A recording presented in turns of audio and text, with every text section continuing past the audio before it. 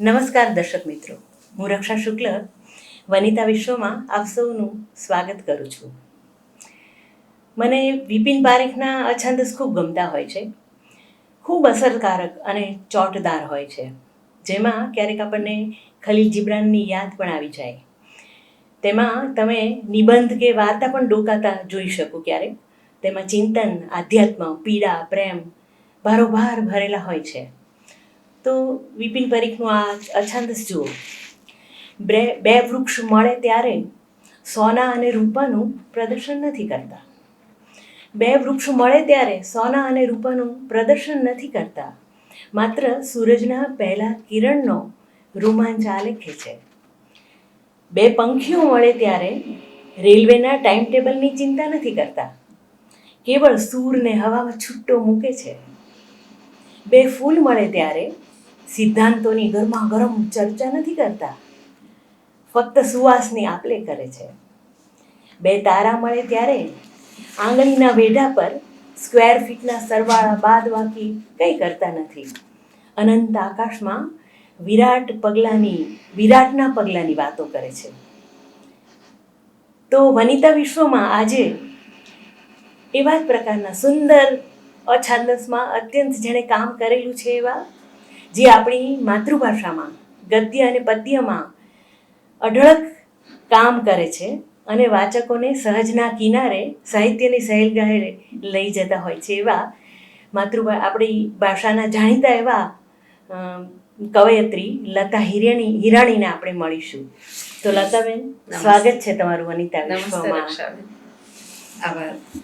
તો સાહિત્યના સર્જન તરફ વળવાનું લતાબેન આપને ક્યારે થયું?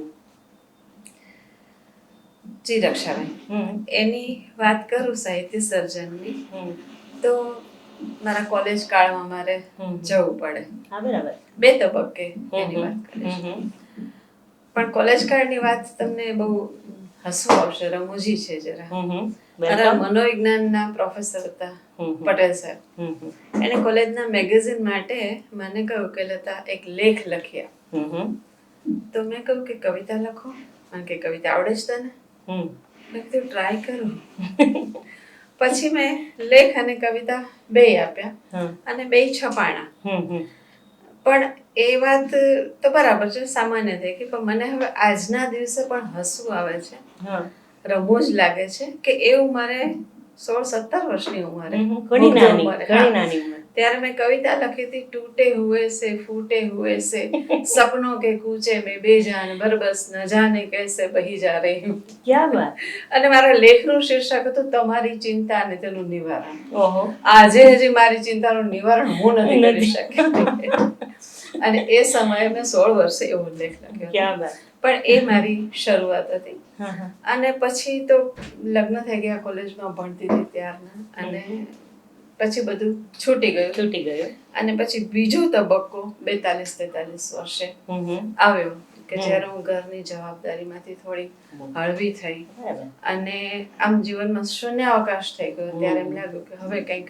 ત્યારે મારા પતિ મારી છાનામાની ડાયરી વાંચી લેતા, હું ડાયરીમાં લખતી, એ વાંચી લેતા, અને એણે મને કહ્યું તું લખ, તને લખતા આવડે છે.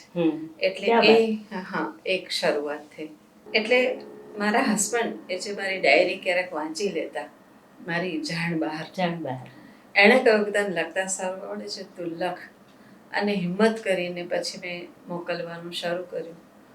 કવિતા મોકલી, છપાઈ ગઈ. વાર્તા મોકલી, છપાઈ ગઈ. લેખ મોકલ્યો, છપાઈ ગયો. અને સાભાર પરતનો અનુભવ પહેલે ધડાકે કે ક્યારેય લખતો થયો જ નહીં. જો ત્યારે સાભાર પરત થયું તો મેં લખવાનું છોડી દીધું, એ નક્કી. એનો અર્થ એમ કે સંપાદકો જે છે એ બધા થોડુંક કઈ તે નવોદિતોને છે એ પુશ કરે તો ઘણી બધી પ્રતિભાઓ બહાર આવી શકે, એવું ખરું. નહીંતર મારો વિશ્વાસ તૂટી જાય. ના, સાચી વાત છે. એટલે એ લોકોએ થોડુંક એ કામ પણ કરવાનું તો હોય છે. તો લતાબેન, તમે સાહિત્યની બધી જ વિધાઓમાં લગભગ કામ કરેલું છે. તો લતા હિરાણીને ગમતું સાહિત્ય સ્વરૂપ કયું? કવિતામાં વધારે શરૂઆત એનાથી થઈ છે. અને હવે તો એમ લાગે છે કે કવિતા જ લખવી. બાકી જેમ તમે કહ્યું એમ વાર્તા, નવલકથા લખી છે, નાટક લખ્યા છે, લેખો તો પુષ્કળ લખ્યા છે. પણ ગમતું સ્વરૂપ કવિતા, કેમ કે એમાં મને એમ લાગે કે મારી જાતને વ્યક્ત કરી હા, શકું છું. બરાબર. એટલે મારી કવિતાઓ આત્મલક્ષી પણ લાગે, હા. પણ છે જ, કેમ કે મારે કંઈક કેવું હોય ત્યારે જ કવિતા લખાય હા, છે. બરાબર. એ લગભગ એ રીતે બને છે. અને સ્વાનુભવ હોય બધું જ, હાજી. અન્ય સમાંતરો એવું ન બને. હાજી, હાજી. આપણા સ્વાનુભવ છે એ પણ અંદર વીંટાળેલા ને તો હોતા હોય yes, છે. હા. તો તમે કોલેજ કાળમાં થોડું ઘણું સર્જન કર્યું, પછી 41મા વર્ષે પાછી તમે કલમ પકડી, તો આમાં વચ્ચે તમે સાહિત્ય હા. સાથે સંકળાયેલા કઈ રીતે રહ્યા, વચ્ચે જોડાયેલા? સાહિત્ય સાથે સંકળાવાની રીતે કે મેં ડાયરી લખતી હતી, હું ડાયરીમાં લખવાની આદત હતી. અને બીજું એ કે હું સેકન્ડ યર BA માં ભણતી હતી ત્યારે લગ્ન થઈ ગયા. એટલે હું પછી કટકે કટકે ટુકડે ટુકડે ભણી, BA પૂરું કર્યું, MA કોર્સ કર્યું, લાઇબ્રેરી સાયન્સ કર્યું, LLB કર્યું, સનદ લીધી. એટલે મારું કાંઈક ને કાંઈક સતત જોડાયેલા ચાલતું જ તો રહ્યું. રહ્યા. હા, એ રીતે વાંચવાનું તો આ બધામાં બને જ, એટલે એમ જોડાણ રહ્યું મારું. એટલે તમે તમારી મમ્મીની જે આખી પ્રતિભા બહુ જ નોખી છે ને એની વિશે મેં સાંભળેલું છે, એટલે મને તો એના કારણમાં એ વાત પણ આખી ડોકાતી લાગે છે, કારણ કે એ કંઈક મેં વાંચેલું છે, હું પ્રભાવિત જ છું એનાથી. 2-4 વાક્યમાં કહી દઉં કે મારી મમ્મી 9 ધોરણ પાસ હતી, અને પછી 4 સંતાનના જન્મ પછી એને મેટ્રિકની પરીક્ષા આપવાની ઈચ્છા થઈ. સૌથી નાનો દીકરો, મારો સૌથી નાનો ભાઈ 6 મહિનાનો હતો ત્યારે એને મેટ્રિકની પરીક્ષા આપી. એ જમાનામાં છાપામાં રિઝલ્ટ આવતા, ફર્સ્ટ ક્લાસની આટલી કોલમ, સેકન્ડ ક્લાસ, ત્યારે મારી મમ્મી ફર્સ્ટ ક્લાસ પાસ થઈ. એ પછી જ એને ટુકડે ટુકડે BA કર્યું, LLB કર્યું. તો હું ને મારી મમ્મી સાથે ભણતા. હું માર્ચ ટુ માર્ચ પરીક્ષા આપું, મમ્મી ઓક્ટોબર ટુ ઓક્ટોબર આપે. એટલે બેયનું જળવાઈ રહે. એટલે એ કદાચ મારામાં ઉતર્યું છે. મારી મમ્મી સંગીત વિશારદ પણ થયા. એટલે એને ભણભણ ને શિક્ષિક જ કર્યું આખી જિંદગી, એનો એ પ્રોસેસ ચાલી. એટલે મારામાં એ બહુ મોટું બળ બની જાય આપણે, કારણ કે એક આદર્શ આપણી પાસે સતત હોવાનો, અને એ આપણને બહુ અસર કરે. લતાબેન, તમે સાહિત્ય અકાદમીમાં એક કાર્યકારી સમિતિમાં તમે સભ્ય તરીકે પણ હતા, તો એનો અનુભવ આપનો કેવો રહ્યો? એનો અનુભવ બહુ સરસ. આમ તો દરેક કામ આપણને શીખવાડે જ છે, પણ જ્યારે તમે કોઈ હોદ્દા ઉપર કામ કરો, એક સંસ્થા સાથે કામ કરો, તો એની આખી વાત જુદી હોય છે. કેમ કે તમને ઘણું મોટું ફિલ્ડ મળે છે કામ કરવા માટે. એટલે એ 2 વર્ષ ત્યારે ભાગ્યેશ શાહ અધ્યક્ષ હતા, અને બધા જાણે છે કે અકાદમીએ પુષ્કળ કામ કર્યું. ત્યારે અમે ગામે ગામ સાહિત્યને પહોંચાડ્યું એમ કહી શકું તો. અને એ વખતે મેં એક બાળ સાહિત્ય શિબિરનું શરૂ કર્યું હતું, કે જેનો હેતુ મારો હતો કે બાળકો સાહિત્યથી નજીક આવે. અને આજનો જે સાહિત્યકાર છે એ પોતાના બાળપણનું એના ધ્યાનમાં છે, અને વાર્તા લખે છે, કવિતા લખે છે. જ્યારે આજનો બાળક છે એને એમાં રસ નથી પડતો. એટલે હેતુ એ હતો કે બંનેને કંઈક જોડે અને બાળકો સાહિત્યમાં વધારે રસ લેતા થાય. એના માટે અમે એના પાઠ્યપુસ્તકોની કવિતાઓ બાળકો પાસે ગવડાવે, એના પાઠો, એના વાર્તાઓ, એ બધું બાળકો રજૂ કરે, નાટકની જેમ રજૂ કરે. એવા અમે ઘણા બધા સૌરાષ્ટ્રના ગામોમાં, ગુજરાતના ગામોમાં ઘણી બધી શિબિર કરી. એટલે એ પણ મારે પક્ષે મને બહુ જ મજા આવી અને કામ થયું. એટલે એ બસ, અને એમાં તો પછી તમે જાણો છો કે એમાં સમયકાળ પૂરો થાય એટલે લતાબેન, ગુજરાતી સાહિત્ય પરિષદમાં હમણાં જે મધ્યસ્થ કમિટીમાં તમે ચૂંટાયા પણ છો, તો આપની ભૂમિકા એમાં કેવી રહેશે, શું કહો છો આપ? એમાં ગુજરાતી સાહિત્ય પરિષદ બહુ ઐતિહાસિક સંસ્થા છે, અને હું ચૂંટાઈ એનું મને ગૌરવ છે, આનંદ છે. પણ હજી એમાં કાર્યવાહક સમિતિઓ રચાવવાની બાકી છે. એટલે એ બધું હવે થાળે પડશે, અને પછી જે પ્રમાણે કામ સોંપાશે, જે કરી શકાશે ચોક્કસ કરશે. નિષ્ઠાવાન તો આપ છો જ, એટલે સરસ જ કામ અમને બધાને મળવાનું. તાજેતરમાં જ આપે કાવ્ય વિશ્વ નામની એક ખૂબ સુંદર વેબસાઇટ શરૂ કરેલી છે, અને હું એનામાંથી પસાર પણ થાઉં છું. બહુ ઉત્તમ છે. તો એ વિશે તમે દર્શક મિત્રોને જણાવો. બસ રક્ષાબેન, તમારા આ સવાલની રાહ જોતી હતી. મારે કહેવાની વાત છે કે લોકડાઉનનો પિરિયડ, મને આમ તો ઘણા વર્ષોથી મનમાં હતું કે મારે કંઈક કવિતા માટે કંઈક પ્રોજેક્ટ લઈને કામ કરવું છે. પછી લોકડાઉનમાં નવરાશ વધી ગઈ, ક્યાંય જવાનું હતું ત્યારે, અને હું આમ પ્રમાણમાં ટેકનો સેવી કહી શકો, 15-17 વર્ષથી લેપટોપ ઉપર જ કામ કરું છું, વગેરે વગેરે ઇન્ટરનેટ.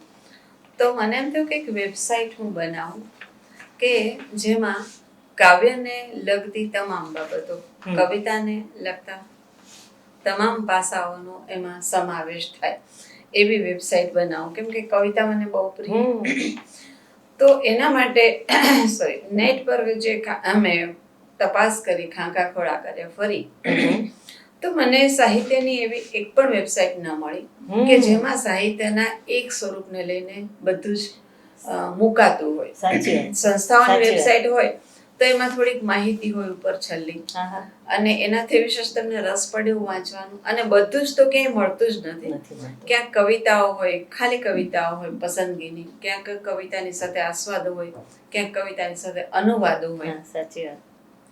પણ મારે એવી વેબસાઇટ બનાવી હતી કે જેમાં કવિતાનું એક પણ પાસું બાકી ન રહે. એટલે કે તમારે કવિતાનું સ્વરૂપ જાણવું છે, અછાંદસ વિશે જોઈએ છે, લેખ સોનેટ વિશે જાણવું છે, ગઝલ વિશે જાણવું છે, તો એ મળે. કવિઓ વિશે જાણવું છે, કવિના કર્મ વિશે, સર્જકની માહિતી, તો એ પણ મળે. કવિતા જગતમાં જે કંઈ બને છે એ ઘટનાઓ વિશે એ પણ એમાં એને પ્રતિબિંબ મળે. અને રોજની કવિતા તો ખરી. અનુવાદો, મારો એમ કે અનુવાદો, આજે પરિસ્થિતિ એવી છે કે ગુજરાતીનો એક કવિ મરાઠી કવિ વિશે જાણતો નથી, કે રાજસ્થાનના કવિ, તો પછી બંગાળ કે તમિલ તાલુગુ એ તો ભૂલી જ જવાનું, કે વિશ્વના કવિ વિશે. તો એનો પણ એક વિભાગ હોય.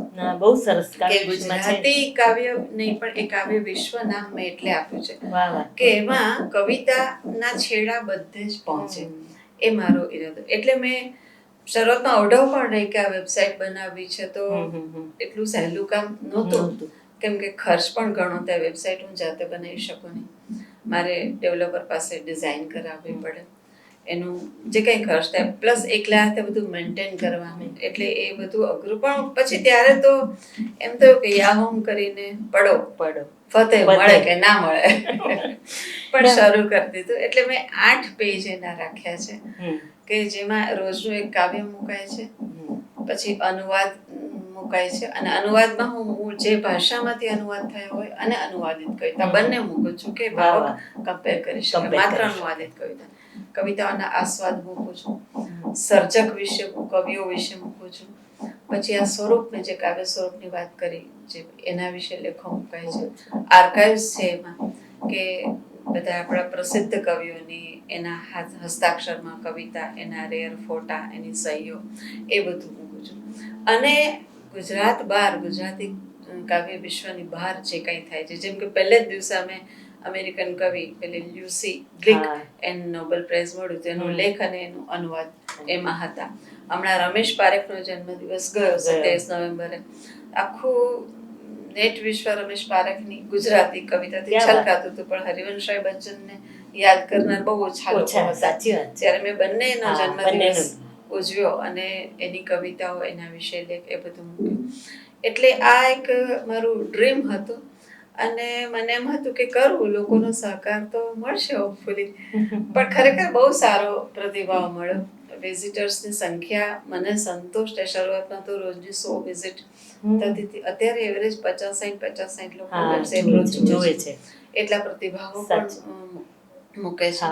એટલે એમ લાગે છે કે મારું કામ સફળ થયું છે. અને બહુ એની પાછળનો હેતુ હું કહું કે જસ્ટ મારે કામ કરવા માટે નહીં, પણ હું માનું છું કે માણસની સંવેદનાને જાળવી રાખવા માટે કવિતાથી વધારે અસરકારક માધ્યમ બીજું એક પણ નથી. આપણા સમાજને તમે પહેલેથી જુઓ તો કબીરના દોહા, કે તુલસીદાસને, કે આપણા નરસિંહ મહેતાના પદો, તો એને જે જનમાનસ ઉપર જે અસર કરી છે, એવું ગદ્ય એ કામ કરતા બહુ વાર લાગે.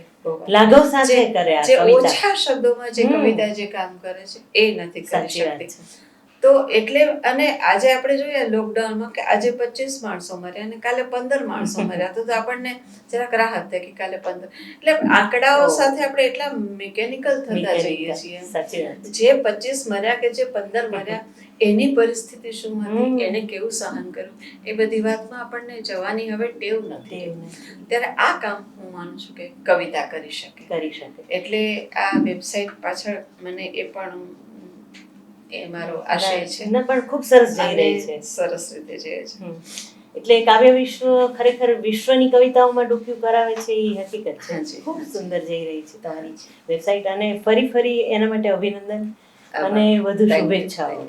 રક્ષા. તો દિવ્ય ભાસ્કરમાં આપે વર્ષો સુધી કાવ્ય સેતુ કોલમ લખી છે હા. અને ખૂબ સરસ. હાજી. તો અનેક વાચકોને તમે કેટલા બધા કાવ્યોનું રસપાન કરાવેલું છે. એ અનુભવ તમારો કેવો રહ્યો?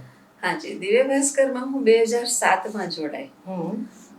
પહેલા હું લઘુ કથાઓ લખતી કળશપૂર્તિ, પછી મધુરિમામાં હું કવર સ્ટોરી લખતી, અને 2011 થી પછી મેં નિયમિત રીતે કવિતાના આસ્વાદ લખવાના શરૂ કર્યા. દિવ્ય ભાસ્કર જાણો છો કે બહુ બહોળો વાચક વર્ગ, એનું સર્ક્યુલેશન ઘણું મોટું છે. એટલે મને લોકો ઓળખતા થયા, હું માનું છું કે દિવ્ય ભાસ્કરને કારણે. કેટલા કવિઓ એમ કહેતા કે અમે મધુરીમાં માત્ર તમારા આસ્વાદ માટે, કવિતા માટે જ ખોલીએ છીએ. અને અમુક અભિપ્રાયો મને એટલા સરસ મળ્યા છે. ડોક્ટર શિરીષ કાપડિયા છે, એ રિટાયર્ડ પ્રિન્સિપાલ છે. એ મને કહેતા કે હું શિક્ષકોને કહું છું કે લતાબેનની કોલમ વાંચો, કે તમે કવિતા કેમ ભણાવાય એ શિક્ષો. એનાથી મને કેટલી વાર કહેતા તમે એનું પુસ્તક કરો, શિક્ષકો માટે બહુ જ. બીજા એક પારુલબેન નાયક છે, એ કવિયત્રી છે અને શિક્ષક પણ છે, હાયર સેકન્ડરીમાં ભણાવે છે. એ મને કહે કે હું મારા ક્લાસમાં તમારી કોલમ વિદ્યાર્થીઓને ઊભા કરીને વંચાવડાવું છું. ક્યાં વાત! કે વિદ્યાર્થીઓ શીખે કે કવિતાને કેવી રીતે સમજાય, કવિતાને કેવી રીતે માણાય. એટલે આ બધા અંગત રીતે મને અભિપ્રાય આપ્યા છે. પણ મને એમ લાગે કે ના, મારું કામ મને સાર્થક છે, મને સંતોષ છે. એટલે 2011 થી 2020 સુધી, હમણાં કોરોનાને કારણે પૂર્તિઓ ઘટી, પાના ઘટ્યા, એટલે અત્યારે હોલ્ડ ઉપર છે. પણ બહુ સરસ એનો મને અનુભવ રહ્યો. એટલે સાહિત્યને ચાહનારા આવા બધા પડ્યા છે ને, ત્યાં સુધી તો કવિતા પહોંચવાની વિદ્યાર્થીઓ માટે આપણને. અને અત્યારે પણ તમે જો નેટ વિશ્વ કવિતાથી છલકાય છે. એમ થાય કે કવિતા સૌથી લોકપ્રિય પ્રકાર સાહિત્યનો છે. એટલે સંવેદનોને વ્યક્ત કરવા માટે બધા એને વધુ પસંદ કરે છે. લતાબેન, આપના 20 જેટલા પુસ્તકો પ્રસિદ્ધ થયેલા છે, પ્રગટ થયેલા છે, તો એમાંથી કેટલાકને પુરસ્કારો પણ મળ્યા છે. તો એની અમે વિગતે વાત કરો અમને, કારણ કે સુંદર પુસ્તકો છે આપના. હા, થેન્ક યુ રક્ષાબેન. મારું પહેલું પુસ્તક છે ઉજાસનું પ્રથમ કિરણ. આજે આપણે નારી સશક્તિકરણની વાત કરીએ છીએ, પણ એ શું છે કે એ એક વિધાનો સુધી રહી જાય છે. હા, સાચી વાત છે. કે એક બસ કરવાનું છે એટલે એ રીતે રહી જાય છે. જોકે મને એવી ત્યારે જાગૃતિ નહોતી મેં પુસ્તક લખ્યું ત્યારે. પણ એ ઉજાસનું પ્રથમ કિરણ એ ભારતના દરેક ક્ષેત્રમાં, અથવા તો મને જેટલા મળી શકેલા, પણ પોતપોતાના ક્ષેત્રમાં જે સ્ત્રીએ પહેલું કામ કર્યું, પ્રથમ પદાર્પણ કર્યું, એવી સ્ત્રીઓ વિશેનું આ એક પુસ્તક થયું. એવી 101 સ્ત્રીઓ વિશે. ત્યારે તો ગૂગલની કલ્પના નહોતી, પણ એટલે લાઇબ્રેરીમાં બેસીને ફેંદીને બધું શોધીને એ કર્યું. પણ અને એ મારું પહેલું પુસ્તક, એટલે મને બહુ એટલી બધી મને કે હા, સારું કામ થયું છે. પણ એને ગુજરાતી સાહિત્ય પરિષદ, ગુજરાત સાહિત્ય અકાદમી અને જૈન ગ્રુપ ઓફ ન્યૂઝપેપરનો 3 એવોર્ડ મળ્યા. એટલે મને પહેલા તો આમ સપનું લાગતું હતું, પણ કેમ કે પહેલું પુસ્તક હતું. પણ એટલે એ સારું કામ એ રીતે થયું. પછી કિરણ બેદી વિશે લખ્યું. એ પુસ્તકને પણ બહુ જ પોખાણું, બહુ લોકોએ એને પ્રેમ કર્યો એ પુસ્તકને. એ પછી ધનકીનો નિર્ધાર, સાક્ષરતા ઉપર મેં પુસ્તક લખ્યું. એ ભારતની બધી ભાષાઓમાંથી બીજી પુસ્તકો મગાવ્યા હતા સેન્ટ્રલ ગવર્મેન્ટ, અને એમાંથી ગુજરાતી ભાષામાં મારું પુસ્તક સિલેક્ટ થયું હતું, ધનકીનો નિર્ધાર. અને મને બહુ આનંદ અને ગૌરવ છે કે મારે દિલ્હી વિજ્ઞાન ભવનના ઉપરાષ્ટ્રપતિના હાથે એ એવોર્ડ લેવા જવાનું હતું. એટલે હું અત્યારે સમજાવી નહીં શકું કે ત્યારે હું કેટલી રોમાંચિત હતી. પણ બહુ સરસ અનુભવ રહ્યા. એ પછી આંતરરાષ્ટ્રીય હિન્દી સંમેલનમાં પણ મેં બાલી અને ઇટાલીના મિલાન શહેરમાં ત્યાં અધ્યક્ષીય અનુભવ લીધો અને કવિતાઓ રજૂ કરી. એવોર્ડ પણ ત્યાં મળ્યો. એટલે બસ સાહિત્યના ક્ષેત્રે મને બહુ સારા અનુભવ થયા છે. એટલે નારી ચેતના કે નારી વિકાસ માટે કંઈ પણ અભ્યાસ કરવાની કોઈને જરૂર હોય તો પણ આ ઉજાસનું પ્રથમ કિરણ કે બુક્સ માટે એને યાદ કરવું જ પડે પુસ્તકને. ઉજાસનું પ્રથમ કિરણ અને કિરણ બેદી બંને પુસ્તકો સારા લોકોએ વધાર્યા છે. હા, એટલે સામાજિક ક્ષેત્રે પણ આપ પ્રવૃત્ત હો છો, તો એની વિશે થોડી વાત કરો તો જાણવું ગમશે લતાબેન. હા, આપણે એક આઈપીએસ ઓફિસર શ્રી હસમુખભાઈ પટેલ છે ગાંધીનગરમાં. હસમુખભાઈ પટેલ અને એમણે પેરેન્ટિંગ ફોર પીસ નામની સંસ્થા સ્થાપી છે, બાળ ઉછેર દ્વારા વિશ્વ શાંતિ. મેં જ્યારે સૌથી પહેલા એને સાંભળ્યા ને ત્યારે મને અમે પહેલેથી બાળકોના કામમાં રસ ખરો, તો મને નવાઈ લાગી કે એક પોલીસ ઓફિસર અને તે પણ આઈપીએસ કક્ષાનો માણસ છે અને એને બાળ ઉછેરમાં રસ છે અને એ માને છે કે જે કંઈ કામ કરવાની જરૂર છે બાળક સાથે, પછીનું તો બધું પ્રૌઢ શિક્ષણ છે. તમે ગમે એટલી કથાઓ કરો, સત્સંગ કરો, ભજન કરો, એ સમાજને નહીં બદલે, પણ જો બાળકનો સાચો ઉછેર થશે તો સમાજમાંથી નેગેટિવિટી જશે. એ સિવાય કોઈ કાયદો, કોઈ શિક્ષા, કોઈ ગુરુ, ધર્મગુરુ કામ નથી કરી શકવાના. એટલે જે જરૂર છે એ પાયામાં સિંચવાય. અને મને એની વાત એ ગુજરાતી સાહિત્ય પરિષદના અધિવેશનમાં અડધી કલાક બોલ્યા હતા. એમને પછી મેં મેઇલ કર્યો કે મારે જોડાવું તમારી સાથે. અને પેરેન્ટિંગ ફોર પીસમાં અમે અત્યારે ઘણું કામ ચાલુ છે. હું થોડી હમણાં સ્લો છું એમાં, પણ એનું અમે સિલેબસ બનાવ્યું છે. મેં એને એક રક્ષાબેન, એ પણ રક્ષાબેન છે, અત્યારે હૈયે છે પણ અમે સિલેબસ અને પુસ્તક કર્યું છે અને અત્યારે એના કોર્સીસ ચાલે છે. મા બાપોને તો ઠીક છે, એ કોર્સમાં જુવાન છોકરાઓ છોકરીઓ કોલેજના પેરેન્ટિંગ શીખવા માટે આવે છે. એટલે એક બહુ ગમતું કામ છે. એટલે વચ્ચે તમારી મીડિયામાં તમે મૂકતા પીઓપીમાં તમારે ખૂબ કામ થતું, ખૂબ પેરેન્ટિંગ, બહુ કામ તમે કરેલું છે ને. રચનાબેન પાઠક, મારે બરાબર જરા ભૂલી જાઉં છું, રચનાબેન પાઠક અને અમે બંને થઈને સિલેબસ બનાવ્યો, પુસ્તક એનું મેં લખ્યું છે. ના ઘણું કામ તમે એમાં કરેલું છે, મને ખ્યાલ છે. તો આકાશવાણી, દૂરદર્શન, અન્ય જે જાહેર બધા માધ્યમો હોય એ બધા દ્વારા પણ સાહિત્યની પ્રસ્તુતિ આપે કરી છે. આકાશવાણીમાં બહુ વર્ષો પહેલા મેં એનો ટેસ્ટ આપ્યો હતો, એટલે હું એની માન્ય કલાકાર છું. એટલે આકાશવાણીના નાટકોમાં પછી સવારમાં અમૃતધારા આવે છે, તો અમૃતધારા મેં ઘણી બધી લખી અને રજૂ પણ કરી. એટલે દૂરદર્શનમાં પણ ત્યારે માત્ર ગુજરાતી દૂરદર્શન હતું, અત્યારે આટલી બધી ચેનલો, કોઈ પણ ચેનલ નહોતી, માત્ર ગુજરાત. ત્યારે બાળકોના કાર્યક્રમો ઘણા બધા એમાં કર્યા, બરાબર, જે હવે આપણે ડીડી ગિરનાર તરીકે ઓળખીએ છીએ. તો લતાબેન, એક સ્ત્રી તરીકે જે તમે સર્જન તરફ વળ્યા અને સર્જનમાં આટલું બધું કામ કર્યું, તો એ ઘર ને આ બધો સુમેળ તમે સાધ્યો કઈ રીતે? તમે વિચાર કરો રક્ષાબેન, તમે વિચાર કરો કે એક 18 વર્ષની અબૂધ છોકરી, સેકન્ડ યર બીએમાં ભણતી લતા નામની છોકરી, એનો તમે આજે ઇન્ટરવ્યુ લ્યો છો. બરાબર. અને મેં શું કામ કર્યું છે એ તમે પણ કહ્યું અને મેં પણ થોડું કહ્યું અને લોકો પણ થોડું જાણે છે. તો ઘરના સહકાર વગર આ શક્ય જ નથી. સાચી વાત છે. અને સૌથી મોટો મારો સહકાર મારા પતિનો, જગદીશનો, કે જેણે મને બેસવા જ નથી દીધી, એમ કહો તો ચાલે. હું જે બીએ નું, કદાચ એને મને ના કહ્યું તમે બીએ પૂરું ના કર્યું હોત ને એલએલબી ના કર્યું ના, તું કંઈક કર. એને સતત મારા પ્રોગ્રેસમાં, અને એનો સ્વભાવ છે તો બધાના પ્રોગ્રેસમાં કોઈને પણ, એટલે એને એટલો સહકાર આપ્યો છે. સહકાર નહીં પણ એને મને ધક્કો માર્યો છે કે ચાલ કર એમ. અને એને કારણે હું સતત કરતી જ ગઈ છું ને પછી તો મને પોતાને પણ અંદરથી મજા આવે. એટલે મારે માટે આઈ એમ એ બ્લેસ્ડ લેડી. હું બહુ ઓનેસ્ટલી કબૂલ કરું છું કે મને કોઈ સંઘર્ષ કે કોઈ મુશ્કેલી કે કોઈ પ્રતિરોધ કશું નડ્યું જ નથી. બહુ સરસ. પહેલેથી ભગવાનની દયા રહી છે. ઘર એવું મળ્યું માણસો. અને લતા, બધા જ એટલા કેપેબલ ન હોય કે આમ પોતે જ બધું કરી શકે. કોઈ માણસ એની પડખે એવો હોવો જોઈએ મોટા ભાગે કે અંદરથી એની કોઈ પણની શક્તિ બહાર ખેંચીને કાઢે. એટલે એવું હોવું જોઈએ. તમને આખું મળી રહ્યું. આપણે ઈચ્છીએ કે સૌને એવું મળી રહે. એટલે કહું છું કે ડાયરીમાં લખતી ત્યારે મને ખબર નહોતી કે અમે લખી છે કવિતા છપાઈ શકે. હા, બરાબર. કે જે મને એમણે આંગળી ચીંધેલી બતાવી અને ખરેખર એ જ મોકલી. મેં કંઈ જે ફેરફાર કર્યા વગર એને છપાણી હતી.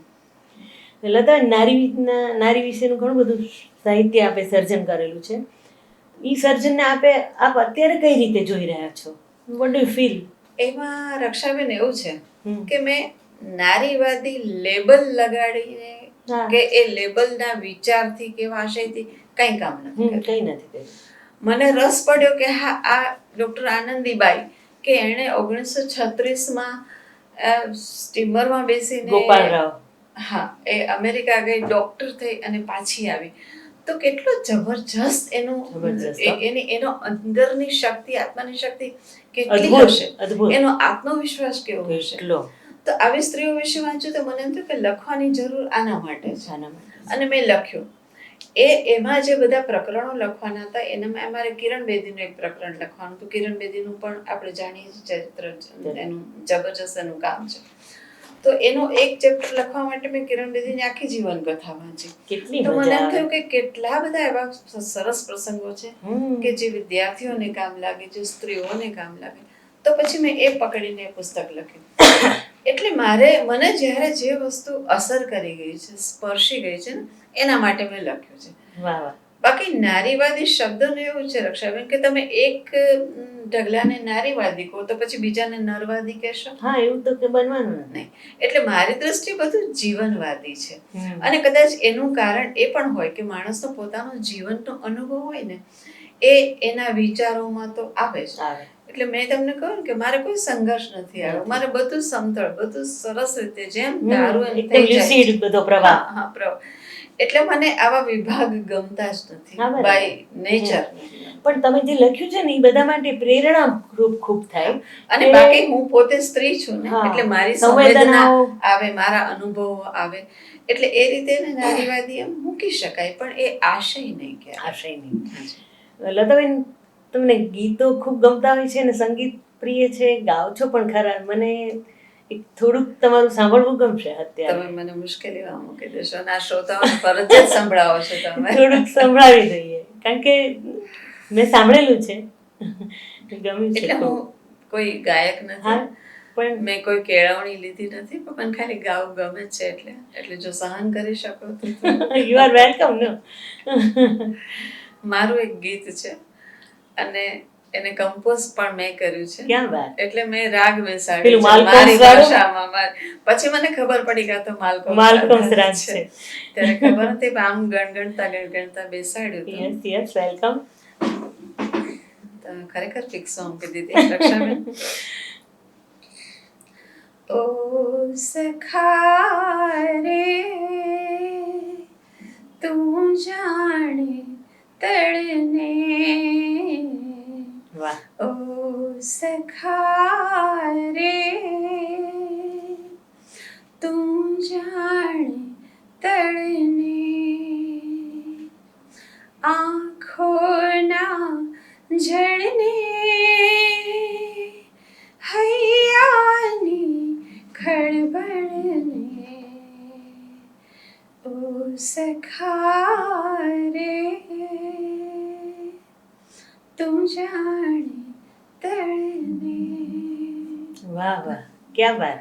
લતાબેન, બહુ મીઠું, સરસ. Thank you. અને પાછું તમે જ કમ્પોઝ કરેલું છે એટલે ખરેખર થતા થઈ ગયું છે. ક્યારેક મીઠી સરસ ભૂલો થઈ જાય, મીઠી ભૂલ થઈ જાય ને એમાંની. મૂળ તો ગાવું ગમે એટલે હા, સાચી વાત છે. લતાબેન, નવોદિત માટે કોઈ ટિપ્સ તમે શું આપશો અત્યારે, આપવી હોય તો? પહેલી વાત કે નવોદિતોને ટિપ્સ આપવા જેવી મારી લાયકાત નથી. એને બહુ ખુલ્લા દિલથી સ્વીકારું છું, કેમ કે હું મારી જાતને હજી નવોદિત જ માનું છું, પણ શીખું છું. પણ છતાંય લોકો મને પૂછે કોઈ ના વાત, તો હું મારી એક માન્યતા છે, સલાહ પણ નથી કહેતી, કેમ કે સલાહ પાછું આપવું એ મોટું કામ છે. પણ હું એમ માનું છું કે જે પોતાને ગમે એ કરવું જોઈએ. તમને ગમે છે તો તમે કરો. તમે કોઈના અસર નીચે, કોઈના પ્રભાવ નીચે ન આવો. તમે કોઈના ઢાળ્યા ઢળો નહીં અને વાળ્યા વળો નહીં. કોઈ તમને એમ કે આમ કરો તો નહીં, અને કોઈ એમ કે કામ ન કરો તો નહીં. તમને અંદરથી જે સ્ફુરણા થાય એ કરો. તો એમાં ચોક્કસ, અને પછી એમાં નિષ્ઠાથી મચ્યા રહ્યો. જેમ કે અત્યારે મારી પોતાની જાત માટે કાવ્ય વિશ્વને મારે એકલાએ સંભાળવું બહુ અઘરું પડે છે. પણ હું પછી નિષ્ઠાથી વળગી રોજ મૂકવાની પોસ્ટ એટલે મૂકવાની છે. એટલે એ સાતત્ય જોઈએ, એ નિષ્ઠા જોઈએ, અને પછી અંદરનું તત્વ જોઈએ. તો નવોદિત પણ એક દિવસ આગળ આવે. અને તો આને પોતાનું પકડી રાખવાનું, કોઈ પ્રમાણે નહીં ચાલવાનું. તમારું એક કાવ્ય મને યાદ આવે છે, મને એ કાવ્ય સંભળાવશું દર્શકોને તો ખૂબ ગમશે. અચ્છા, એ જ બહુ જાણીતું ખૂબ પણ બહુ બહુ વાર સુંદર કાવ્ય છે, બહુ વાર વાંચ્યું છે, પણ it's a very good. Yes, મને એ કાવ્ય હંમેશા વાંચવું ગમે છે. મને ખૂબ જ ગમે છે.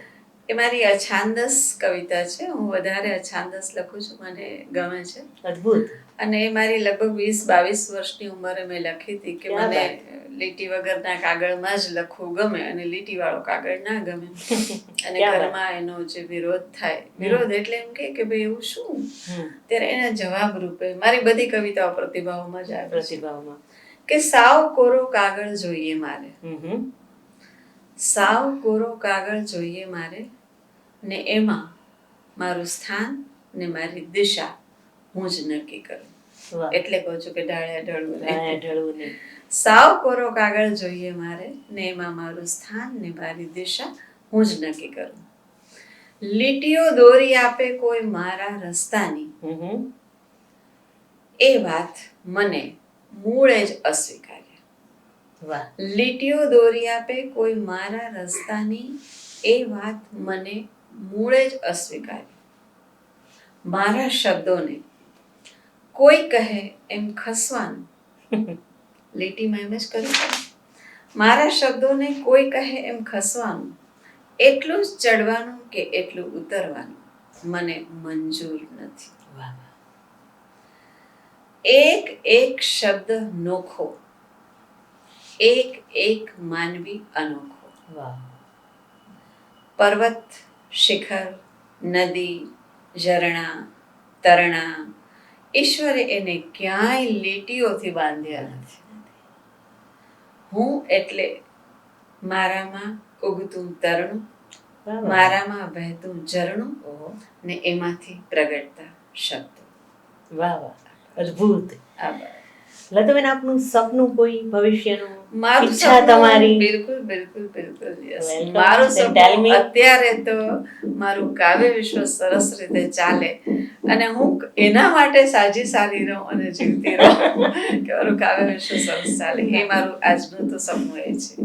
ના, તમારું સપનું સાકાર થવાનું, કારણ કે તમારી નિષ્ઠા, ઉદ્યમ, સખત એને વળગી રહેવું ને ઉત્તમ જ આપવું, એ બધું એની સાથે દેખાય છે આખી કાવ્ય વિશ્વમાં ગો થ્રુ થાવ તમે ત્યારે. એટલે અમે સૌ ઈચ્છીએ ને દર્શકો તરફથી પણ ઈચ્છીએ કે આપ છે એ આમાં ખૂબ જ કામ કરી શકો અને સરસ રીતે અમારી સુધી આ એટલું ઉત્તમ સાહિત્ય પહોંચાડો, કારણ કે અમે ભૂખ્યા જ છીએ આમ તો. એટલે લતાબેન, અને આમાં લોકો સુધી પહોંચાડવાની વાત તો પછી આવે છે રક્ષાબેન. હું જોઉં છું કે આ કરતા કરતા હું પોતે કેટલું શીખું છું. હું પોતે એટલી સમૃદ્ધ થાઉં છું, એનરિચ થાઉં છું કે મને એમ થાય છે કે બીજાનું તો હવે હું ભૂલી જ જાઉં, પણ મને જે મજા આવે છે, મને જે શીખવા મળે છે, હું નવું નવું એના માટે વાંચું છું, એ જબરજસ્ત એક્સપિરિયન્સ. ના ના, અદ્ભુત વાત છે. આપણે અને એ જ મને એમાંથી પકડી રાખે છે, છૂટવા નથી. એટલે એ જે નિજાનંદ થી આપણે જે કરીએ ને પેલું કમ્પલ્ઝન સાથે કરીએ, it max a vast difference. એટલે આખી વાત અલગ જ પડે, કારણ કે તમે અંદર આખા ઇન્વોલ્વ થયેલા છો, એક નિસ્બત સાથે હંમેશા કામ કર્યું છે ને આ કાવ્ય વિશ્વમાં પણ તમે કરો છો. તો લતાબેન, આપની મુલાકાતથી અમે લોકો ખૂબ ખુશ થયા છીએ, દર્શક મિત્રો પણ ખૂબ ખુશ છે. એટલે વનિતા વિશ્વ તરફથી આપનો ખૂબ ખૂબ આભાર. રક્ષાબેન, તમારો પણ આભાર. તોફાની તાંડવ ચેનલનો આભાર, ચેનલના નિર્માતા અને દર્શક મિત્રો મને મારું ગાવાનું સહન કર્યું. ના ના, લતાબેનનો ઇન્ટરવ્યુ લીધો એટલે મને લતા મંગેશકર જ યાદ આવ્યા છે અને સવાર થઈ ગયા છે મગજ પર. તો મને એમ થાય છે કે એનું ગીત સંભળાવું. અગર મુझसे मोहब्बत है, मुझे सब अपने गम दे दो. अगर मुझसे मोहब्बत है, मुझे सब अपने गम दे दो. इन आँखों का हर एक आंसू मुझे मेरी कसम दे दो. अगर मुझसे मोहब्बत है, तुम्हारे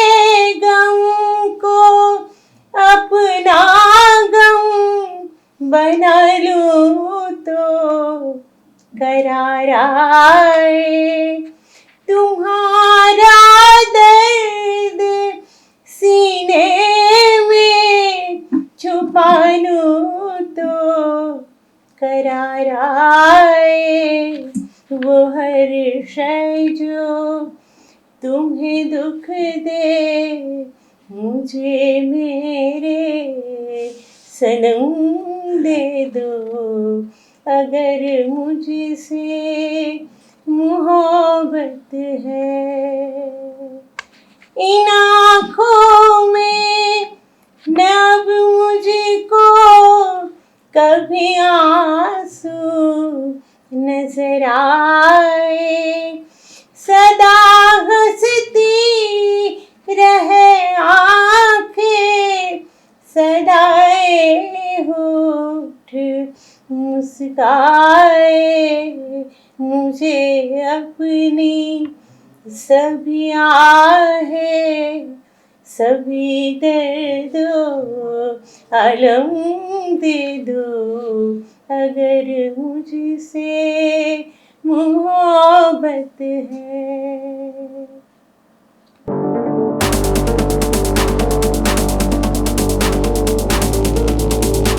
અવનવી માહિતી મેળવવા અમારી ચેનલને સબસ્ક્રાઇબ કરો અને બાજુમાં આપેલ બેલ આઇકન પર ક્લિક કરો.